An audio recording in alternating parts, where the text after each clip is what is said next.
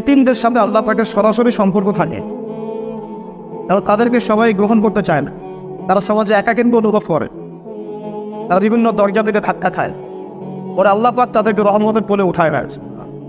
যদি সে আল্লাহ অনুগত হয়, যদি সে আল্লাহ কি হয় অনুগত হয়।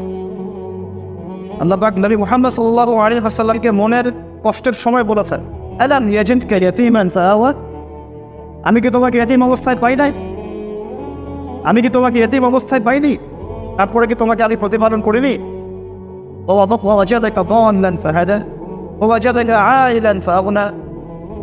শেষে আল্লাহ ইসলামের শেষে কি বলেছেন, ফাম্মাল ইয়াতীমা ফালা তাকহার, তুমি এতিম অবস্থায় ছিলে, আমি তোমার উপর এগুলো নিয়ামত দিয়েছি, অতএব তুমি এতিমদের প্রতি আর কঠোর হয়েও না, তুমি এতিমদের প্রতি কি হয় না কঠোর হয়েও না। ওয়াম্মাস সাইলা ফালা তানহা, কেউ যদি হাত পাতে চায় হাতটাকে খালি ফেরায় দিও না।